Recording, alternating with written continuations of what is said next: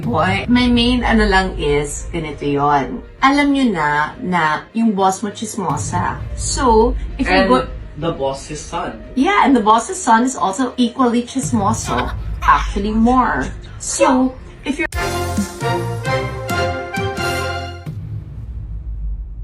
Ang totoong dahilan sa likod ng 5 milyong pisong Hermes bag na iniregalo ni Kris Aquino kay Riza May Dizon para sa pagpapatibay ng tambalang maybe at ang bagong pwesto ng bata sa mundo ng mataas na lipunan.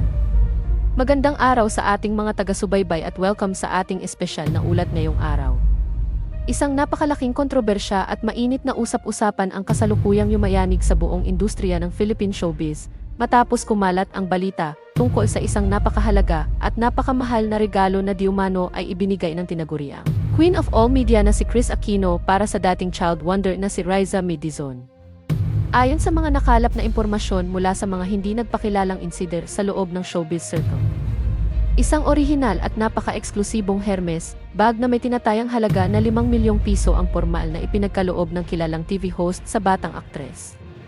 Ang napakalaking halagang ito ay mabilis na nakakuha ng atensyon ng publiko at agad na nagdulot ng malalim na usapin sa gitna ng mga taga-subaybay ng magkabilang kampo. Kung saan marami ang nagtatanong kung ano nga ba ang tunay na motibo sa likod ng ganitong uri ng napakaluksuri na regalo sa gitna ng mga naglalabasang haka-haka sa industriya. Hindi lamang ito itinuturing ng marami na isang simpleng pagpapakita ng pagiging bukas palad o isang karaniwang regalo ng isang nakatatandang mentor sa kanyang nakababatang alaga sa industriya ng telebisyon. Sa halip, itinuturing ng maraming mga kritiko at showbiz analysts na ang hakbang na ito ay isang napakalinaw at napakasadyang power move na naglalayong baguhin ang takbo ng kapangyarihan at impluensya sa loob ng lokal na entertainment scene. Ang pamimigay ng isang bagay na may ganoong katayog na halaga ay nagpapadala ng isang napakasipag at napakalakas na mensahe sa lahat ng mga tagapanood at mga kritiko na mayroong mas malalim na layunin ang nasabing kilos. Partikular na sa usapin ng mga umuusbong na usap-usapan sa personal na buhay ng mga sangkot na personalidad at sa kanilang mga itinataguyod na proyekto. Sa gitna ng mga patuloy na chismis at usap-usapan hinggil sa kontrobersyal at tinaguriang maybe romance, ang ginawang ito ni Kris Aquino ay tila nagsisilbing pinakamataas na uri ng pagkilala at pagbibigay ng basbas sa dalaga. Sa pamamagitan ng pagbibigay ng isang bagay na sumisimbolo sa pinakamataas na antas ng karangyaan at estado sa lipunan, tila itinutulak ng kilalang media mogul ang mas mataas na pagtanggap ng publiko sa nasabing ugnayan at alyansa. Ang ganitong uri ng suporta ay hindi lamang nagpapatibay sa posisyon ni Riza May sa loob ng pamilya at inner circle ng mga Aquino, kundi pinatatahimik din nito ang anumang uri ng pag-aalinlangan o pambabatikos na nagmumula sa mga detractors na matagal nang nagdududa sa katotohanan at lalim ng nasabing usapin sa mundo ng showbiz. Dahil sa pambihirang regalong ito na umabot sa 5 milyong piso, tuluyan nang nabuwag ang purong propesyonal na hangganan sa pagitan ng dalawang malalaking pangalan sa larangan ng telebisyon at aliwan. Ang alyansang ito ay lumalagpas na sa karaniwang pagkakaibigan o simpleng paggabay ng isang veteran host sa isang mas batang artist na nagsisimula pa lamang pumayag sa mas matured na mga papel. Sa pamamagitan ng natatanging simbolo ng karangyaan, opisyal nang pumasok si Riza May Dizon sa isang eksklusibong mundo ng kapangyarihan at impluensya na dating bukas lamang para sa ilang piling tao at kilalang pamilya sa mataas na lipunan. Ang hakbang na ito ay hindi lamang nagbibigay sa kanya ng panibagong proteksyon laban sa mga kritiko, kundi naglalagay din sa kanya sa isang napakatatag na posisyon sa larangan ng negosyo at pakikipagkapwa sa loob at labas ng industriya. Habang patuloy na naglalabas ng kani-kanilang mga argumento at speculation ang mga taga-subaybay sa mga social media platforms, nananatiling tahimik ang magkabilang kampo ukol sa mga mas malalalim na detalye ng nasabing palitan ng regalo at alyansa. Gayunpaman, malinaw para sa lahat na ang naganap na ito ay isang makasaysayang kaganapan na mag-iiwan ng malalim na marka sa kasaysayan ng Philippine entertainment industry. Ang kontrobersyal na regalong ito ay hindi lamang simpleng material na bagay, kundi isang estratehikong hakbang na muling nagtakda ng pamantayan ng kapangyarihan, alyansa, at katayuan ng mga sikat na personalidad sa bansa, na tiyak na patuloy na pag-uusapan at susuriin ng buong bansa sa mga darating pang panahon.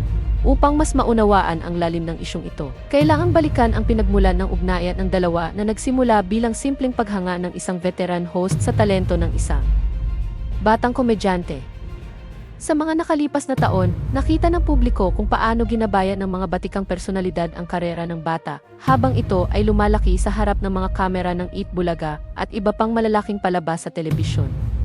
Subalit ang biglaang pagpasok ng pangalang Aquino sa eksena at ang pagbibigay ng isang luxury item na katumbas na ng halaga ng isang bahay at lupa ay nagdulot ng matinding gulat sa mga observers.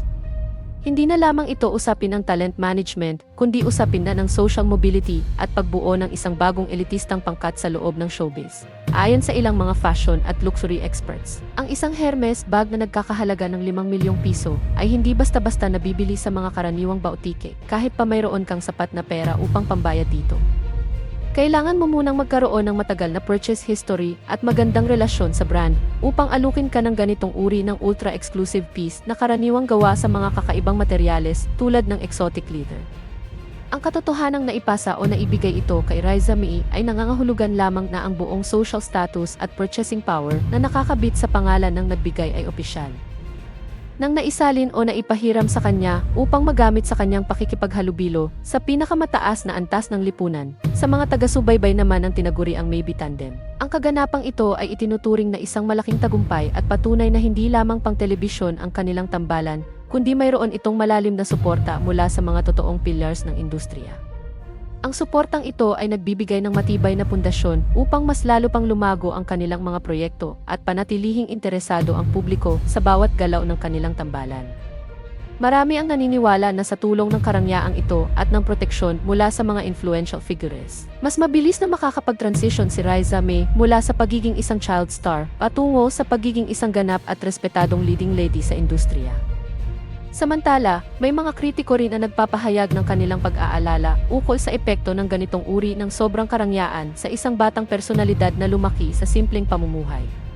Ang mabilis na pagpasok sa mundo ng mataas na lipunan ay may dalang matinding pressure at ekspektasyon na kailangang panindigan araw-araw sa harap ng publiko at ng mga high society circles. Ang bawat kilos, pananamit, at pananalita ay mas lalo nang babantayan ng mga tao upang tingnan kung nararapat nga ba siya sa bagong pwesto na ibinigay sa kanya ng mga makapangyarihang tao sa showbiz at politika. Sa huli, ang kwentong ito ay nananatiling isa sa mga pinakamakulay at pinakakontrobersyal na usapin sa Philippine entertainment ngayon dahil sa pinaghalong usapin ng yaman, kapangyarihan at showbiz romance. Bagamat marami pa rin ang naghihintay ng formal na pahayag mula sa magkabilang panig upang linawin ang totoong motibo sa likod ng 5 milyong pisong regalo, hindi maikakaila na nabago na ng tuluyan ang tingin ng publiko sa kakayahan at narating ng dating simpleng Little Miss Philippines contestant.